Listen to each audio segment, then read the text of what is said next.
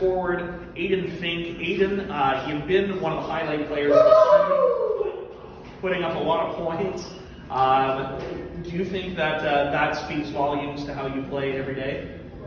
Yeah, I mean, I like to get the points, but I love the defense's own blocks and that stuff. You know, it's not all about points; it's about winning. So obviously not the result you guys wanted. What do you think you can take from this game as a positive to apply to your next game? Yeah, it was definitely a tough loss. I think we just came out slow. We weren't desperate enough. Sweden was definitely very desperate in the third period, blocking shots, and I just didn't think we had that in the game today. But you know, we gotta forget about it after the showers, after we get out of here, and get ready for semifinals. So your power play is normally what we notice most about the Canada West team so far. What makes that power play click? Just knowing what you're doing with the puck when you get it.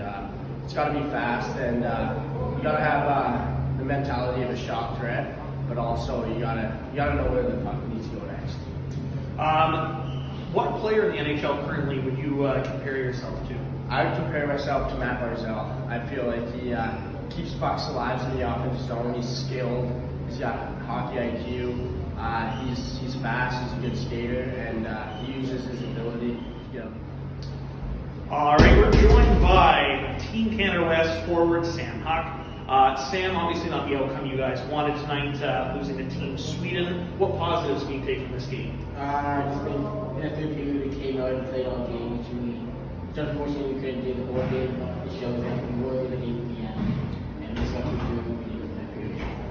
As the tournaments went on, you gained more and more ice time and confidence from your coach. You even took some power play time tonight. What tweak have you made in your game to gain that confidence? Just try to be more stable with my plays and not try to do too much out there. And just have quicker shifts, just play hard, force your time down, and have no more with my work so far. During the first intermission, we seen a video that was put up, interviews with yourself and your parents that we're going to share on our podcast. How is it just going from kind of the humble beginnings that you've had to now wearing the Canadian jersey and representing your country at a tournament like this? So it's a huge honor. Came right away, Canadian jersey when I was 13 years old, and being able to play with my country, play hockey, which I love playing. It's just such an honor to do that. Is there anything you want to tell your parents? I love you guys. That's it. All right. What player in the NHL do you try and model your game after? I would probably say Johnny Joe, just because of the size. Those smaller guys in the league can. All right, we're joined by Canada West head coach Justin Falk. Justin, obviously not the result you guys wanted, losing tonight's game against Team Sweden. This was probably the first game that you guys didn't have control coming right out the bat. You guys have really done a good job of establishing your game and making the other teams play to your strengths. And Sweden seemed to just come out and play that aggressive style right off the bat. Were you guys caught off guard? No, I think another great learning experience for our group here, playing a team that's very desperate. Right? We know what's being had on the line here tonight, how hard they were going to play and best for their country here. The response our group needs to have moving forward is the understanding that desperation trumps everything, and games aren't won and lost by skill and areas like that. Is just the pure level of compete and desperation areas. So we'll have that going into the weekend with a great learning lesson for our game. Admirable, your boys fought right till the end, obviously putting up a ton of shots. Is that an encouraging sign to show that they don't have that quit?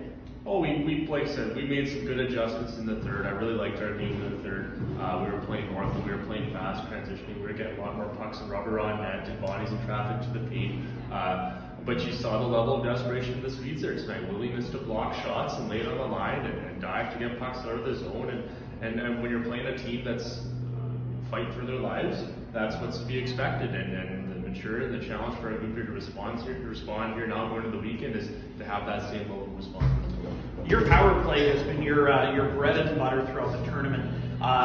Was it just an off night for you guys, or was it Sweden's penalty kill that really shut it down? Yeah, I think a little bit of both. They made some adjustments, and our group made a few tweaks and had some personnel moving into different spots. And sometimes the best is just simplifying, right? And getting more pucks on that and willing to score that crease line and establish that shot mentality. And we'll continue to look at the film and make some progress there. All right, last question for you, Justin. Some iffy, questionable calls, whether it's some icing, some offsides, or even some penalties or non-calls. What did you think of the officiating tonight? Oh, it was good, right? You know, we have to learn to control our emotions. There are going to be calls that go for us, calls that go against us. Yes, that's the game of hockey. You're never going to falter on that. When we had our share of power plays, we took our share of penalties that were penalties. So we need to grow mature in those areas and be able to respond. Awesome. Coach Anders Eriksson. Anders, obviously the win that you guys were looking for to secure your spot into the playoff rounds. How important was tonight's win? Yeah, of course, really important. We didn't do good on I don't know what day it was against Latvia. I think we should have won that game for starters. I think we did a good game on against the US, but obviously we need points. You know, we played on the 5D man today because of illness and injuries. So. We were short, but we did it okay. So obviously moving on to the playoffs now, your goaltender tonight played phenomenal stopping. You know, so many pucks that were thrown at him. He really kept you in the game. Is it his crease now to lose? What do you say? Is it his net to lose now? No, you know, we got two good goalies also. But it's obviously it's really comforting to have a good guy at the end. Well, that's a good problem to have. A lot of teams struggle to find two solid goaltenders, so the fact that you have two is a good problem. This is probably the first night that we've seen Canada West on their heels in not controlling the gameplay. That's obviously a testament to what you instilled in your guys. So what did you tell them before the game to get them to come out in charge?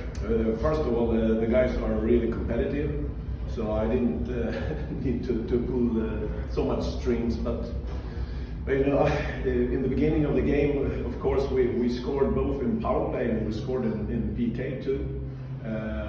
Of course, that made kind of West on the heels. All right, and how important was it to get Otto Stenberg back in the lineup? Yeah, of course, he's our captain, so he's a really, I think he's a franchise player, so he's really good. All right, we're joined by Team Sweden forward and captain Otto Stenberg. Otto, obviously the result that you guys wanted tonight, great game. You put up a couple points. What did the coach tell you to get you boys fired up against this team? Just come out and play our game and play hard and play fast, and we have a lot of skilled players, and just play and play fast and have fun. So, you know, obviously you being out for the first couple games of the tournament, was your presence in the locker room something that the boys missed that gave them a little bit extra oomph for tonight? Nah, I don't think so. I missed the last game. I was sick, so I don't think so. It's fun to be back and try to push the. So putting up a couple points after you saying you were sick, you're fully good now. Yeah. So we should expect a couple more goals next game. I hope so. You hope so. Perfect. What type of player currently in the NHL would you compare yourself to? I don't know. I like to watch Matt Duchene and Sidney Crosby. Well, those are two pretty good guys to look up. Noah Erliden. All right. We'll use that for the bloopers after me practicing that. All right. Ready, Eric? We're joined by Team Sweden goaltender Noah Erliden. Noah, you had a fantastic game tonight. You had like 45 shots against. Obviously, you stood on your head to keep your team in it. Did you guys expect that much rubber going in the net? No, before the game? Yeah. And we know that Canada is good, and we just keep fighting all the game, and they help me very well, my team, so I'm very proud of them. So yeah, I'm very glad to win. How difficult is it in a tournament like this where you play at so many games in such a short span of time. To just go back and forth between goaltenders. Normally in a season, you're on a hot stretch. You're playing the next 2 or 3 games in a row. How is it knowing that you may not get the crease next game, but then you're called on the next game? How does that affect a goaltender? Yeah, it can be hard, both physically and physically. But I just try to take care of my body every night and just stretching off and eating good food. And just keep being in shape in my head also, be in mental shape, so you can play good every night. So one thing we noticed out there on the ice tonight is your windmill saves with your glove. Yeah. Is that something you enjoy doing? Yeah, I like it, and you can see the crowd also like it. So I like it. Yeah. Which goaltender in the NHL do you compare your style of play to? That's hard. I want to say Igor Shesterkin in New York Rangers. Okay, Igor Shesterkin. I like him very much, yeah, for sure. All right.